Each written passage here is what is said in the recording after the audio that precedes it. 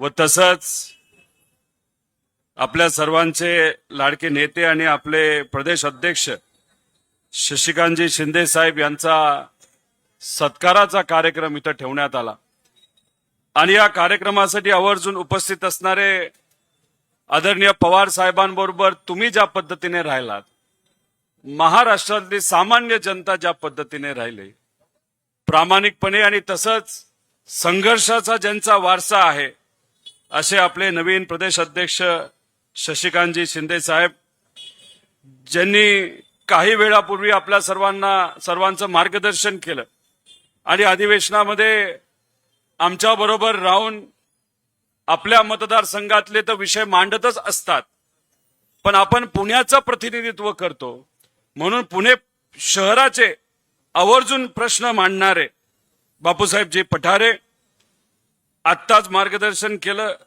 असे जयदेव अण्णा गायकवाड साहेब, ज्येष्ठ नेते जगन्नाथ बापू शेवाळे, तसंच आपल्या सर्वांचे लाडके शहर अध्यक्ष प्रशांत दादा जगताप, सुनीलजी जगताप, आपल्या सर्वांचे मार्गदर्शक आणि आदरणीय पवार साहेबांबरोबर अनेक वर्षांपासून जवळून काम करणारे अंकुश अण्णा काकडे, त्याच्याचबरोबर साहेबांबरोबर खंबीरपणे उपस्थित असणारे प्रकाश आप्पा मस्के, तसंच रवींद्र अण्णा माळवतकर, भगवान रावजी साळुंके, किशोरजी कांबळे, स्वातीताई पोकळे, विक्रमजी जाधव, पायलजी चव्हाण, शैलेंद्र भाऊ जाधव, श्रीकांत भाऊ पाटील, ज्यांनी आपल्या तिकिटावर या शहरामध्ये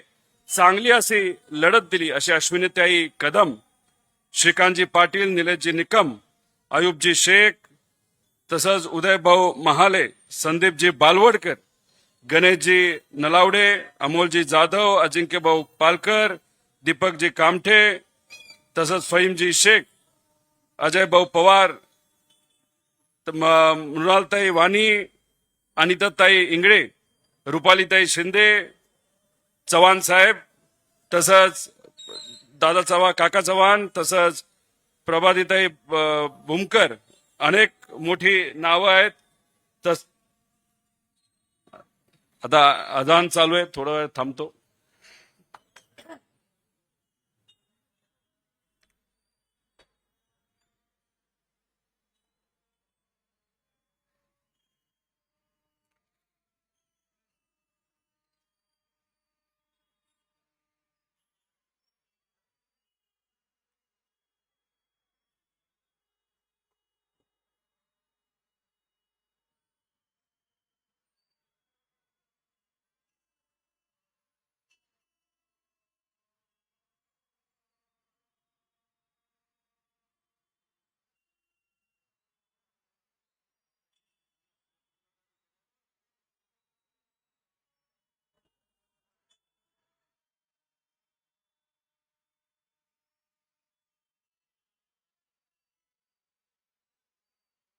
झालं काय?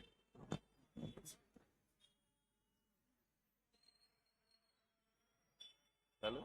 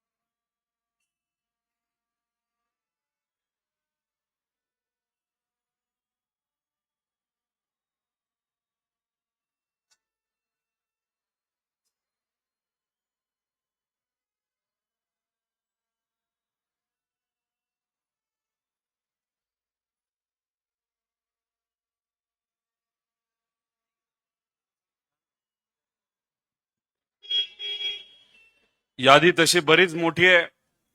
आपण सर्वजण पार्टीचे आदरणीय पवार साहेबांचे एकदम खास आहात, त्यामुळे उपस्थित असणारे सर्वच प्रामाणिक कार्यकर्ते, पदाधिकारी, पत्रकार बंधू आणि भगिनींनो, आपला हा कार्यक्रम 5 वाजता सुरू झालाय असं आम्हाला कळतं. आम्हाला असं वाटलं 6-6:30 पर्यंत आलं तरी चालतंय, पण आम्ही विसरून गेलो प्रशांत दादाचा कार्यक्रम आहे. तुम्ही सगळ्यांनी त्याचं योग्य असं नियोजन केलेलं, वेळेतच चालू होईल. पण झालं असं, पुणे शहराचा कार्यक्रम हित होता आणि शशिकांत शिंदे साहेबांचं आणि पुणे ग्रामीणची चर्चा ही आपल्या पलीकडे सुप्रियाताईंच्या ऑफिसला चालू होते. त्यामुळे उशीर शशिकांत शिंदे साहेबांमुळे नाही तर आमच्यामुळे झालेला नाही. ग्रामीणचे सर्व आपले नेते, कार्यकर्ते, पदाधिकारी तिथे आले होते मोठ्या संख्येने. ती चर्चा जराशी लांबली, देवाणघेवाण होती, चर्चा चांगली होत होती आणि तिथं प्रामाणिकपणे आपले अध्यक्ष त्यांचे विषय ऐकत होते आणि ते ऐकत असताना टाइम कसा निघून गेला हे तिथं कळलं नाही. त्यामुळे उशिरा आलो त्यासाठी दिलगिरी व्यक्त करतो. अनेक नेते, अनेक कार्यकर्ते, पदाधिकारी याच्या आधी येऊन बोललेले आहेत. माझ्यानंतर आपले प्रदेशाध्यक्ष आपल्या सर्वांना मार्गदर्शन करतील. थोडक्यात बोलण्याचा मी प्रयत्न करेल. पण झाले असे, जेव्हा मी राजकारणाला सुरुवात केली होती तेव्हा 1-2 मिनिटं फक्त मी बोलत होतो. आता परिस्थिती अशी आहे, मला हळूच मागून सांगावं लागतं 1 तास झालाय, जरा थांबा.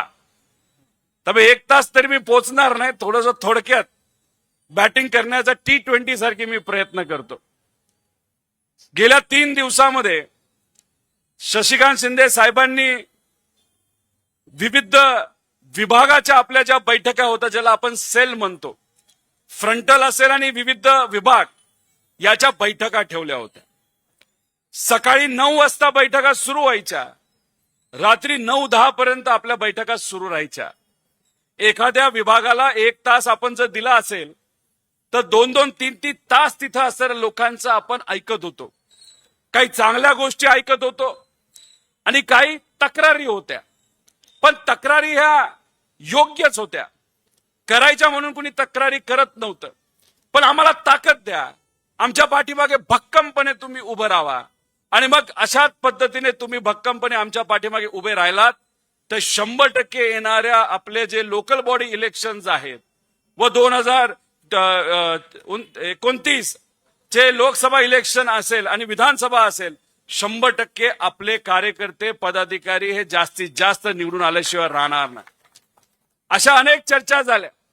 त्या चर्चा मी जवळून ऐकत होतो, कारण का पवार साहेबांनी, तसंच आदरणीय सुप्रियाताई असतील, शशिकांतजी शिंदे साहेब असतील, जयंत पाटील साहेब, आव्हाड साहेब, देशमुख साहेब, टोपे साहेब यांनी सगळ्यांनी एकदम जबाबदारीने आणि कदाचित फार विचार करून माझ्या गळ्यामध्ये तिथं जनरल सेक्रेटरीचं पद तिथं टाकलेलं आहे.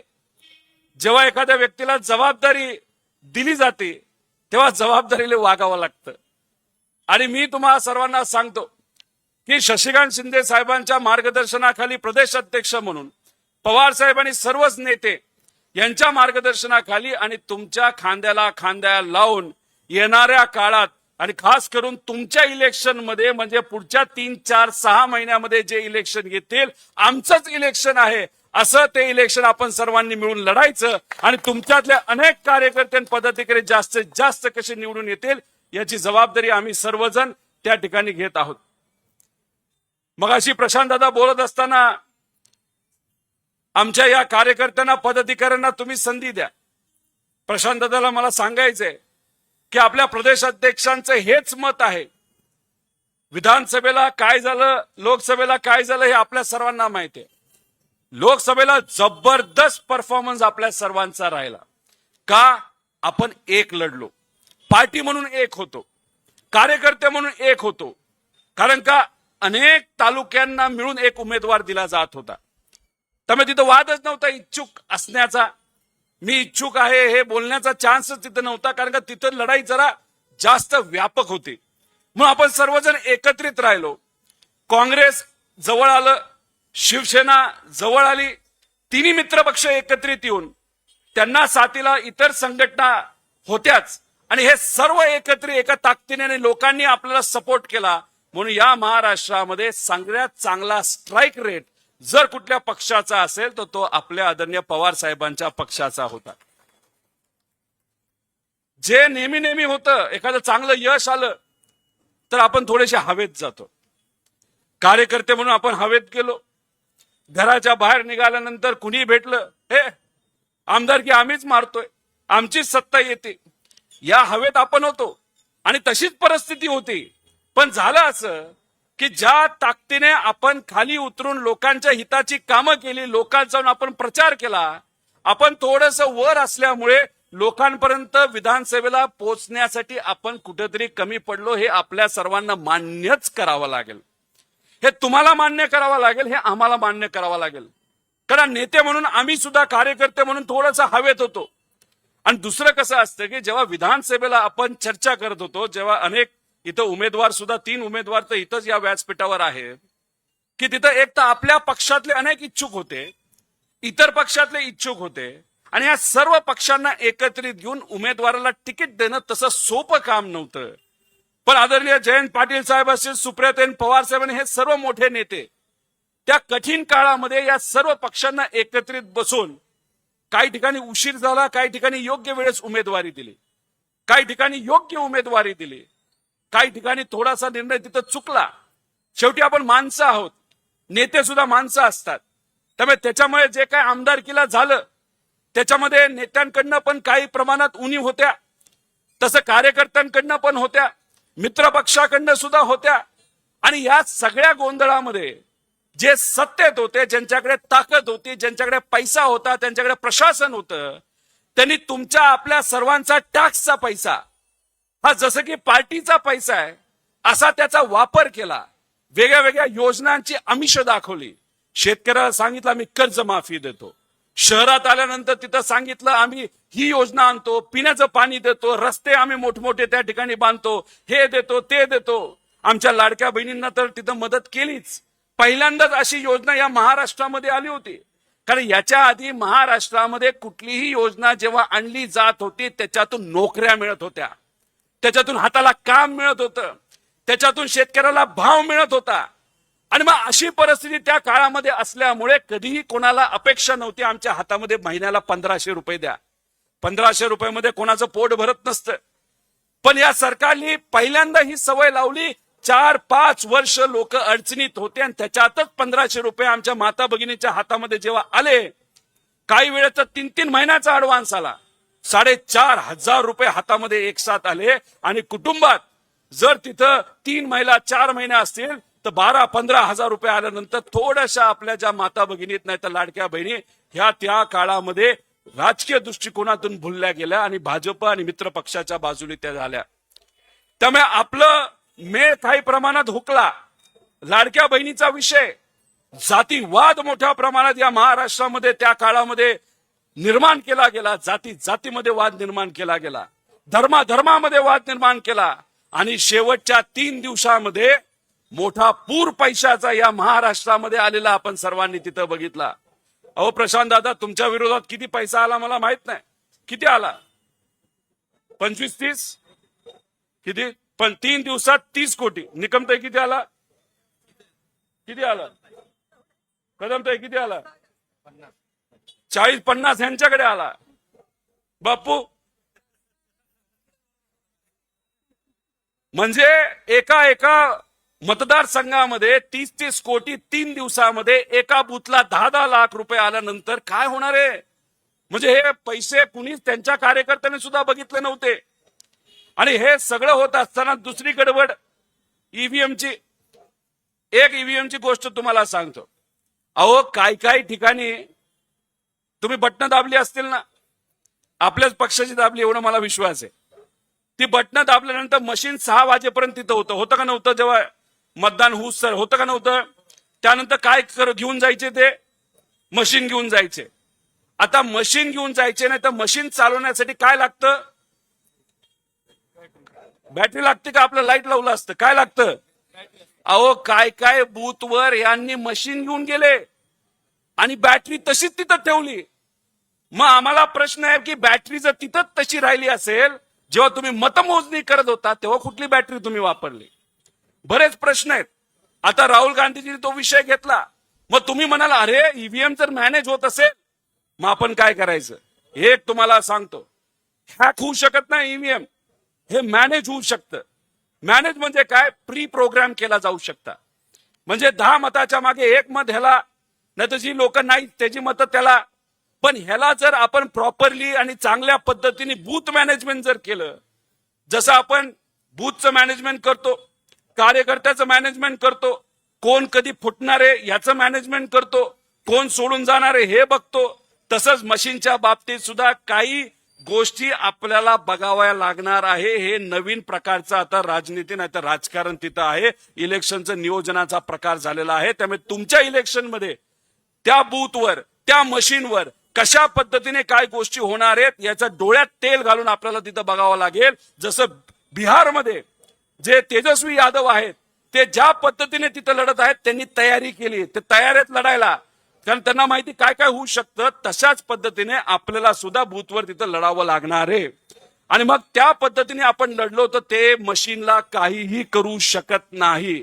तर त्या प्रकारचं ट्रेनिंग येत्या काळामध्ये इलेक्शनच्या 1-2 महिने आधी तुमच्या सर्वांचं आपल्या सर्वांना करावं लागेल. त्यामुळे जर कोणी म्हणत असेल अरे मशीन मॅनेजच होतं तर कशाला लढायचं, हे साफ खोटं आहे. त्याला फक्त आपल्याला नीट नियोजन, नीट प्लॅनिंग करावं लागेल. हे तुम्ही सर्वांनी त्या ठिकाणी डोक्यात ठेवावं. आणि मग हे सगळं झाल्यानंतर या महाराष्ट्रामध्ये आपली सत्ता आली नाही. त्यामुळे या 8 महिन्यामध्ये आपण सर्वजण नाराज आहात का नाही आहात? मग आम्हाला वाटलं ह्यातल्या 2-3 सीट नक्कीच येत आहेत. सचिन शेठची सीट येईल असं आमची अपेक्षा होती. त्याच्याबरोबर चांगली लढत ही तिथं ताईंच्या माध्यमातून तिथं दिली जाईल. त्याच्याबरोबर प्रशांत दादा आमच्या बरोबर विधिमंडळामध्ये शहराचे प्रश्न मांडायला तयारच असतील अशा आम्ही विचारामध्ये तिथं होतो. पण दुर्दैवाने ते नाही झालं. तुम्ही नक्कीच नाराज असाल 8 महिने 9 महिने. अहो आम्हीच तर नाराज होतो, आम्हालाच कळलं नाही काय झालं. आम्ही तर काटाव पॅच झालोय थोडक्यात. पण त्याचं पूर्णपणे क्रेडिट तिथं कोणाला जातं? कारण तिथं माझ्याबरोबर नेते नव्हते, माझ्याबरोबर कोण होतं ते तिथं असणारे तुमच्यासारखे सामान्य कार्यकर्ते आणि तिथे असणारे सगळे नागरिक होते, म्हणून मी तिथं निवडून आलो. नाही तर माझ्या विरोधात तर पूरच आला होता. मला माहित नाही पुराच्या पलीकडे जाऊन अजून काय असतं. मग ऍटम बॉम्ब टाकल्यासारखं होतं. नुसता पैसा पैसाच सगळीकडनं पलीकडनं तिथं दिसत होता.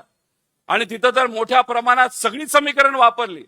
त्यात धर्मवाद वापरला, जातीवाद वापरला, त्याच्यामध्ये पैसा वापरला, त्याच्यामध्ये गुंड वापरले. अरे काय काय नाही वापरलं तरी सुद्धा तिथे असणाऱ्या प्रामाणिक सामान्य मतदारांनी या कार्यकर्त्याला निवडून दिलं. कारण का भाजपला हा माणूस तिथं असणं जरा अवघडच ठरत होतं. गेल्या 5 वर्षामध्ये त्यांनी कितीही मला आपटायचा आणि पाडायचा प्रयत्न तिथं केला तरी लोकांनी मला निवडून दिलं. आणि पुढचे 5 वर्ष या सरकारचा आवाज खाली करण्यासाठी 100% हा कार्यकर्ता त्या ठिकाणी लढत राहणार आहे. त्यामुळे आता नाराज होऊन चालणार नाही. आम्ही पण नाराज, तुम्ही पण नाराज होतो, पण आता याच्या पुढे लढायचं का नाही लढायचं? का असं करायचं की ठीक आहे आता नाराजगी नको, 4 वर्ष निवांत करू, आमचं जेव्हा इलेक्शन येईल आमदारकीचं तेव्हा बघू. मग तुमच्या इलेक्शनला स्किप करायचं का? कशाला आपण नंतर करायचं? काय करायचं सांगावं? काय करायचंय? नाही नाही असा जोश वाटत नाही. लढायचं का नाही लढायचं? अरे तुम्ही जर असा कमी आवाजात बोलला तर शशिकांत शिंदे साहेब म्हणतील अरे पुणे शहरामध्ये आपली ताकदच नाही. काय करायचंय? नक्की का? बस मग आता उद्यापासून म्हणजे आता पुणे काय शहर तसं आपले पदाधिकारी तुम्ही सर्वजण शांत नव्हताच. काय लागलं तर तिथं आंदोलन आहेच तुमचं. 10 तारखेला सुद्धा चांगला नियोजन तुम्ही सर्वांनी मिळून आपलं राष्ट्रवादीचा जेव्हा वर्धापन दिवस होता तेव्हा तुम्ही तिथं केलं.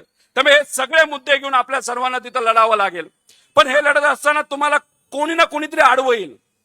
मोठे नेते आडवे येतील, काही अधिकारी आडवे येतील. सगळेच अधिकारी खराब नसतात, काही अधिकारी खराब असतात.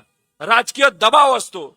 आणि मग तुम्ही एखाद्या गरीबाचा विषय, सामान्य लोकांचा विषय नाही तर सोशल मीडियावर तुम्ही सरकारच्या विरोधात जर लिहिलं तर एखादा अधिकारी तुमच्या समोर येतो आणि म्हणतो हे गप बस, शांत बस, काय करू नको.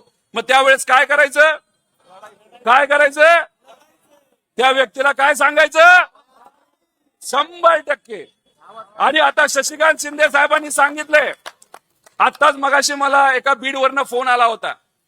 पुण्याचे पोलीस अधिकारी आपल्या कार्यकर्ता बीडला उचलण्यासाठी गेले होते साहेब. का त्यांनी कोणावर तरी सोशल मीडियावर पोस्ट टाकले होते. मुंबईवरनं साध्या कार्यकर्त्याला सोशल मीडियावर पोस्ट टाकले म्हणून मुंबईवरनं बीडला ही मंडळी गेली होती. त्या कार्यकर्त्याचा फोन आला. मी म्हणलं एक काम कर, दे पोलिसाला. तो पोलीस म्हणतो नको नको नको नको देऊ, तुला नाही घेऊन जा. त्याला नाही घेऊन गेले, पण त्याला 28ला तिथं जबाब देण्यासाठी बोलवलंय.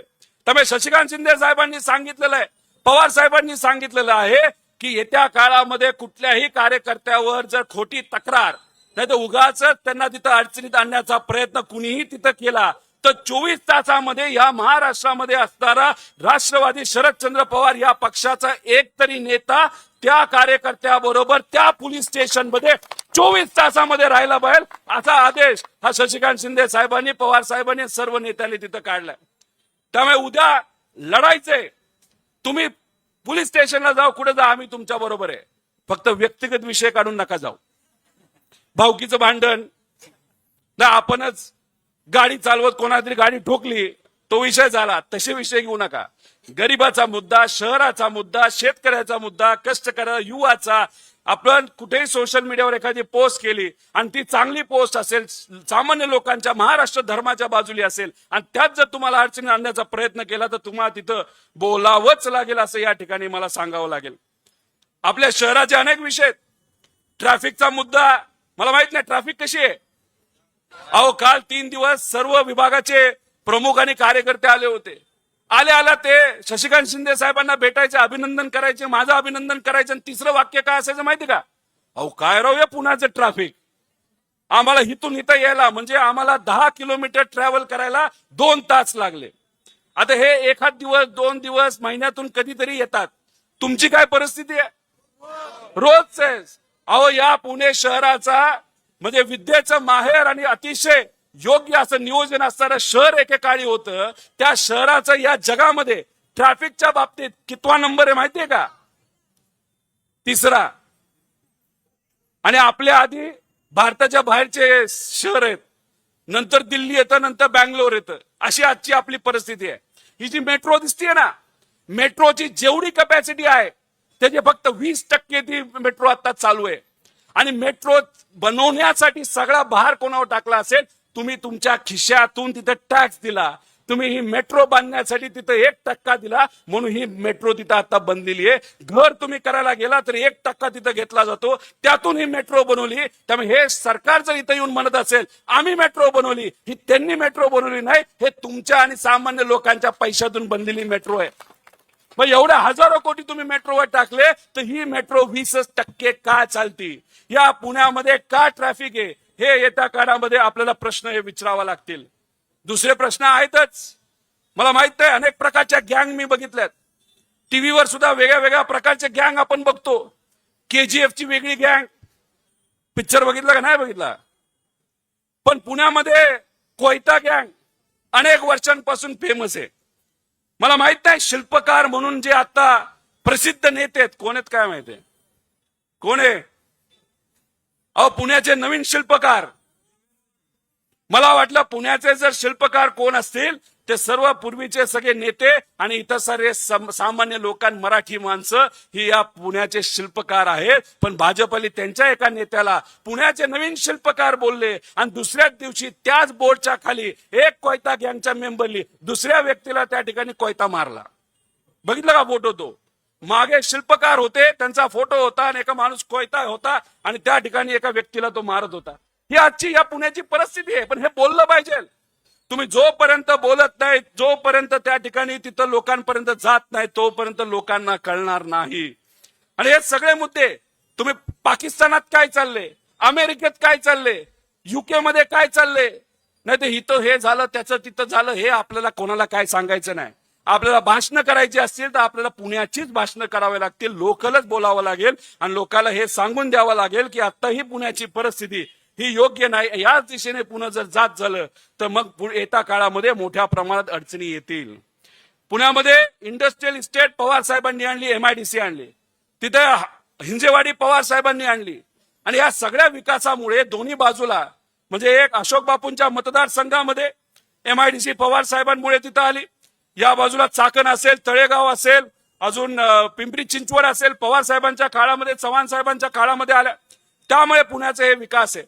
आणि हे जे शिक्षण संस्था वगैरे ज्या पूर्वीच्या काळापासून आहे, म्हणून हा विकास तिथं आपल्या सर्वांना दिसतो. पण आज परिस्थिती वेगळी आहे. आज त्या हिंजेवाडीमध्ये लोक जायला तयार नाहीत. तिथं जायला 3 तास लागतात एका साईडला आणि येऊन जाऊन 6 तास जातात. आणि एका काळी एक नंबरची आपली ही IT सेंटर या राज्य देशामध्ये होतं, आता 6व्या नंबरला गेलेलं आहे. आणि दुसरा प्रॉब्लेम तुम्हाला सर्वांना सांगतो, आज कर्जबाजारीपणा आपण फक्त शेतकऱ्याबरोबर बद्दल बोलतो, नाही तर जे विद्यार्थी ज्यांनी आता शैक्षणिक लोन घेतलेलं त्यांची कर्जबारी बाजाराबद्दल आपण म्हणतो. पण या भारतामध्ये, या महाराष्ट्रामध्ये सगळ्यात मोठा प्रॉब्लेम जर आज कुठला असेल तो मध्यमवर्गीयांची जे कर्ज त्यांनी घेतलेले त्यांना आज परत फेड करता येत नाही. आणि हा आकडा इतका मोठा आहे, हा आकडा इतका मोठा आहे. आणि हा फुगा उद्या जाऊन जर फुटला तर हे मध्यमवर्गीय ज्यांनी नवीन गाड्या घेतल्या, नवीन घरं घेतली, त्यांना ती घरं आणि गाड्या सोडून द्यावे लागतील. कारण का आज त्यांना ते परतफेड करता येत नाही. आणि हीच ती लोक ज्यांना येत्या काळामध्ये नोकरीवरनं जावं लागेल. कारण का मोठ्या प्रमाणात आर्टिफिशियल इंटेलिजन्स या देशामध्ये तिथं येते. हे लोकांना आपल्याला सांगावं लागेल. हे जातीवाद धर्मवादामुळे काही प्रमाणात फक्त वातावरण बरं वाटतं, आणि पण 5 वर्ष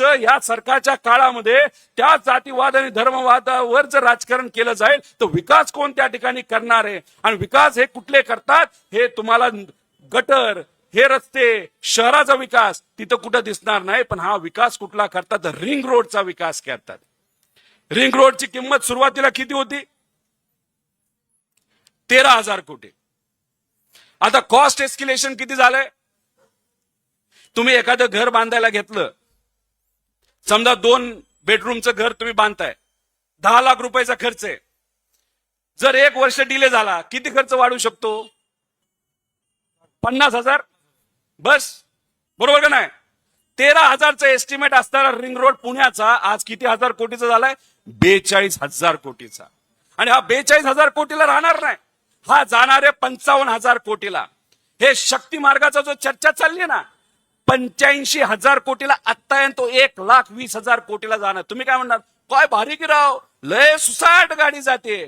अहो सुसाट गाडी जाते, पण गडकरी साहेब जो रस्ता बांधतायत तो 8 पदरी रस्ता आहे. आणि पर किलोमीटरला याच महाराष्ट्रामध्ये त्याच मार्गावर त्या रस्त्याला 1 किलोमीटरला 71 कोटी खर्च येतो. आणि MSRDC म्हणजे महाराष्ट्र सरकार जो रस्ता करते 1 किलोमीटरला आज 101 कोटी रुपये लागतात. आणि तो फक्त 6 लेन आहे, 8 लेन नाही. आणि पुढच्या काही महिन्यांमध्ये त्याच्यामध्ये 25,000 कोटीची अधिकची मागणी तिथं केली जाणार आहे. म्हणजे 101 कोटीवरनं हा जाणार आहे 140 कोटी. म्हणजे गडकरी साहेब 71 कोटी आणि फडणवीस साहेब किती असेल ते 140 कोटी. मग हे जे 70 कोटी पर किलोमीटर, हे 800 किलोमीटरचा रस्ता, 800 किलोमीटर गुणिले 70 कोटी किती येतं सांगा? किती किती? अरे काय 56,000 कोटी. किती? हे कोणाच्या खिशात जाणार आहेत? कोणाच्या खिशात जाणार आहेत? अहो या नेत्यांच्या खिशात जाणार आहे. हाच पैसा तुमच्या आपल्या विरोधात इलेक्शन मध्ये येणार आहे. मग यांना तो विकास जमतो. पण आज 89,000 कोटी तुमच्यासारख्या सर्वसामान्य मध्यमवर्गीय कॉन्ट्रॅक्टरचे या महाराष्ट्र सरकारचे जे थकीत गेलं 1-1.5 वर्ष झालं, त्यांच्याकडे मात्र हे लक्ष तिथं देत नाहीत. महानगरपालिकेचे पैसे थकीत असतील, अहो हे जे प्रशासक इथं बसवलेत ना ते तर मनमानीचे, ते बॉस झालेत अधिकारी, इलेक्शन यांनी घेतले नाहीत. आणि ते बॉस झाल्यानंतर ह्याला दे कॉन्ट्रॅक्ट, त्याला दे कॉन्ट्रॅक्ट. आणि स्टँडिंग कमिटी नसल्यामुळे कुठंच कोणाला कळत नाही कॉन्ट्रॅक्ट कोणाला दिला, कसा दिला, काय त्याच्यामध्ये नेगोशिएशन झालं नाही झालं, मनमानी सुरू आहे. आणि मग याच्यात जो पैसा काढला जातो त्याला आपण भ्रष्टाचार म्हणतो. आणि हा भ्रष्टाचार सोपा नाही, छोटा नाही, हा भ्रष्टाचार खूप मोठा आहे. आणि मग एवढ्या मोठ्या पैशाच्या विरोधात आपल्याला लढायचं असेल तर काय करावं लागणार आहे? एकी. काय? एकी आणि जोश. आणि इतर मित्र पक्षाला आपल्याला सांगावं लागेल, शशिकांत शिंदे साहेब सांगतीलच, काँग्रेसला सांगावं लागेल. पूर्वी कदाचित सचिन शेठ आलेत, काँग्रेसला सांगावं लागेल, पूर्वीचा काळ राहिला नाही. वेगळ्या प्रकारचं राजनीती ते करतात, राजकारण ते करतात. त्यामुळे काँग्रेसला आपल्याला सांगावं लागेल, पूर्वीच्या स्टाईलनी नेगोशिएशन करून चालणार नाही. जे मनात आहे ते या आणि सांगा. आपल्याला सुद्धा मनात जे आहे ते सांगावं लागेल. शिवसेनेला सुद्धा सांगावं लागेल, पुढच्या 1-1.5 महिन्यामध्ये विषय संपवावा लागेल. आले तर स्वागत आहे, एकत्रित लढू आणि एकत्रित लढलं तर मी एक तुम्हाला सर्वांना सांगतो, या पुणे महानगरपालिकेमध्ये आपलं 100% सत्ता आल्याशिवाय राहणार नाही. यातला एखादा पक्ष इकडे तिकडे थोडासा सरकला तर थोडीशी फाईट द्यायला चॅलेंज होईल, पण नक्कीच आपला आकडा खूप मोठ्या प्रमाणात तिथं असेल. त्यामुळे ही चर्चा करणं महत्वाचं आहे आणि ही चर्चा नक्कीच येत्या काळामध्ये सर्व नेते त्या ठिकाणी करतील. त्यामुळे लोकांना रस्त्याच्या बद्दल सांगा, लोकांना पाण्याबद्दल सांगा, अनेक विषय तिथं सांगा. कारवाई तुमच्यावर केल्या जातील, आमच्यावर कारवाई झाली. आतापर्यंत मी लय हायफंडू कारवाई बघितल्या होत्या. ईडीची कारवाई, इन्कम टॅक्सची कारवाई. 4 दिवसापूर्वी माझ्यावर झालं ना 353. मी विचारला 353 काय असतं. मला कोणीतरी सांगितलं हो ते काहीतरी अडथळा केला म्हणून. आणि म्हणलं कार्यकर्त्याच्या बाजूने की भूमिका मांडली म्हणून अडथळा असतो का? 353 असणारे किती कार्यकर्ते त्यांनी हात वर करा. कोण आहे 353? आहेत. अजून कुठले असतात कलम मला माहित नाही. 5 आहेत. फक्त 2 कलम सोडून 302 आणि 307 ते सोडून द्यायचे. बाकी कुठलाही कलम इथं असणाऱ्या सामान्य लोकांसाठी, या पुण्याच्या अस्मितेसाठी, मराठी माणसाच्या अस्मितेसाठी, महाराष्ट्र धर्मासाठी आपल्यावर जर घ्यायची वेळ आली तर आपल्या सर्वांना ती घ्यावीच लागेल. त्या पद्धतीने आपण सर्वजण जर लढलो नक्कीच त्या ठिकाणी यश येणार आहे. आपले नेते खडसे साहेब एक मुद्दा तो हनी ट्रॅपचा त्यांनी पुढे आणला. मला हनी ट्रॅप काय माहित पण नव्हतं. म्हणजे हनी ट्रॅप मला माहित नाही, मी शेतकरी, तेव्हा मला वाटलं मधमाशांचं काहीतरी असेल. तर मला कोणीतरी सांगितलं तो विषय नाही, तो कुठेतरी फोटो आणि व्हिडिओ काढतात आणि ते फोटो ब्लॅकमेलसाठी वापरतात. नाशिकला ते झालं. पण याची सुरुवात जर कुठं झाली असेल तर एक लोढा नावाचा व्यक्ती आहे. या सरकारमध्ये खूप मोठे मंत्री आहेत, नेते आहेत, त्यांचा हा जवळचा. आणि त्या महाशयाने याच्या आधी अनेक हनी ट्रॅपची प्रकरणं केली होती. नेत्यांना जवळ बोलवायचं आणि मग त्यांचे कोणाबरोबरती वेगळे फोटो व्हिडिओ तिथं काढायचे. आणि आम्हाला असंही कळतंय की ज्या व्यक्तीच्या जवळ हा लोढा होता त्याच नेत्याचे विविध व्हिडिओ त्या माणसाने काढले, अशी त्या प्रकारची तिथं चर्चा आहे. पण नेत्याचं नाव अजून आम्हाला कळलं नाही. आम्ही तिथं शोधतोय, समजून घेतोय. आणि इथं खडसे साहेब जेव्हा तो मुद्दा काढतात आणि खडसे साहेबांवर आज सरकारच्या माध्यमातून टार्गेट केलं जातं, खडसे साहेबांच्या परिवारावर अतिशय खालच्या लेवलला जाऊन टीका केली जाते. म्हणजे आपले नेते लढतात आणि त्या ठिकाणी सरकारची पूर्ण यंत्रणा वापरली जाते आणि तिथं त्या आपल्या खडसे साहेब असतील आणि इतरही सर्व नेत्यांना तिथं अडचणीत आणण्याचा प्रयत्न केला जातो. कितीही काय केलं तरी नेते लढणार आहेत आणि आपल्या सर्वांना सुद्धा तिथं लढण्याची ही जरूरत आहे, असं या ठिकाणी आपल्या सर्वांना सांगतो. त्यामुळे येत्या काळामध्ये बरेच काही विषय असतील. या सर्व विषयामध्ये आपल्या सर्वांना तिथं लक्ष हे द्यावं लागणार आहे. आणि देत असताना एवढंच तुम्हाला सांगेल, जातीवाद, धर्मवाद मोठ्या प्रमाणात केला जाईल. मुंबईमध्ये तर वेगळ्याच प्रकारचा वाद सुरू केलाय. म्हणजे मुंबई ज्या लेवलला गेली आहे ती जर कोणामुळे गेली असेल तर फक्त आणि फक्त मराठी माणसांमुळे गेलेली आहे. आणि त्या मराठी माणसांना जर साथ कुणी दिली असेल तर परप्रांतीय जे आपल्या महाराष्ट्रामध्ये, आपल्या मुंबईमध्ये राहतात आणि ते आपल्या मराठीचा आदर ठेवतात, आपल्या मराठी संस्कृतीचा आदर ठेवतात, या सर्वांमुळे मुंबई त्या लेवलला गेलेली आहे. पण मग विषय भाजपने वेगळाच काढला. आपण म्हणत होतो हिंदी सक्ती 1ली ते 4थी नको, लहान मुलांवर प्रेशर येतं, अनेक भाषा शिकायला थोडीशी अडचण जाते. शिक्षकांनी विरोध केला, पालकांनी विरोध केला, 2 भाऊ एकत्र आले, लोकांनी विरोध केला, विरोध वाढत गेला. सरकार घाबरलं, GR मागे घेतला आणि मग त्यांना कळालं की अरे याचा वापर आपण वेगळ्या पद्धतीने करू.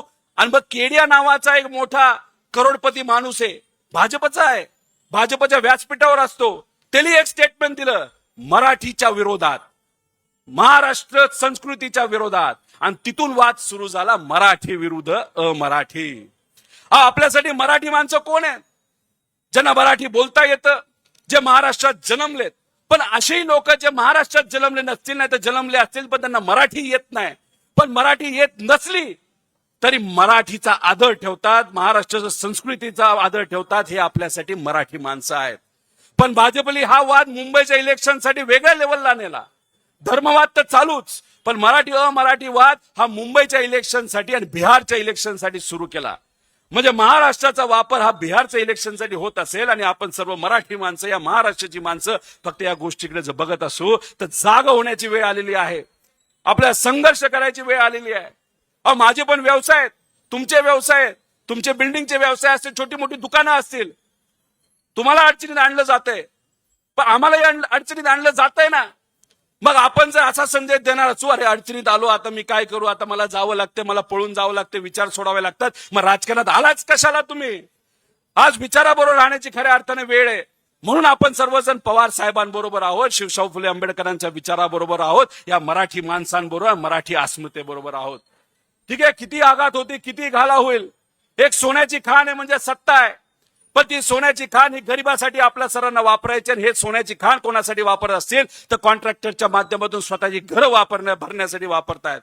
त्या सोन्याच्या खाणेपर्यंत आपण पोहोचण्याचा प्रयत्न तिथं करत होतो, आणि त्या सोन्याच्या खाणीचा वापर हा सर्वसामान्य लोकांपर्यंत आपण करणार होतो. त्याच्यातच काय झालं तर आपला जो बोगदा होता तो ढासळला. लोकसभेनंतर तो बोगदा ढासळला असला तरी आता आपल्या सर्वांचं काम आहे की त्या खाणीपर्यंत, त्या लोकांच्या सत्तेपर्यंत जाण्यासाठी आपल्या ती दगड हे काढावे लागणार आहे. आणि दगड काढत असताना सोपं नाही, एकत्रित यावं लागेल. एक माणूस दगड उचलू शकणार नाही. सगळे समाजाचे लोक जेव्हा एकत्रित येतील तेव्हा तो दगड उचलला जाईल, आणि आपलं रयतेचं राज्य म्हणजे सोन्याचं राज्य जे आपल्याला गाठायचे, त्यासाठी एकत्रित आल्याशिवाय राहणार नाही. मी शेवट तुम्हाला प्रश्न करतो, एकत्रित यायचंय का? नक्की का? लढायचंय का? पुढून चांगला आवाज. जे जे ओरडतायत कदाचित इच्छुक दिसतायत, पण मागे बसलेत, लढायचं का नाही लढायचं? नक्की का प्रशांत दादानी सांगितलं कार्यक्रमाला यायचंय म्हणून बसलाय, असं आहे का? एकदा हात वर करून सांगा आम्हाला लढायचंय. तर बघा कोपरा, फोटो काढा, फोटो काढा.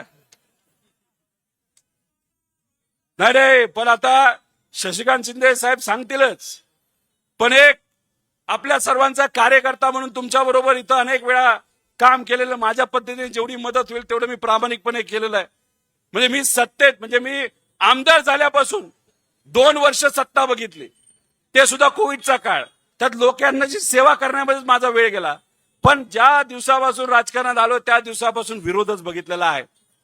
पण आता 2029ला आपल्या सत्ता बघायची, पण ती बघत असताना मला अध्यक्षांना विनंती करायची, आमदारकीला ठीक आहे थोडं आपल्याला काय गोष्टी कराव्या लागल्या, अनेक लोक तुमच्यातली इच्छुक होते, त्याच्यामध्ये जे काय झालं असेल ते मगाशी मी बोलून गेलो.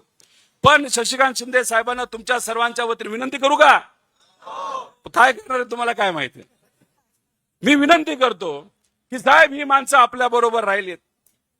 या शहरामध्ये आता महानगरपालिकेचं इलेक्शन नोव्हेंबर-डिसेंबर मध्ये होईल.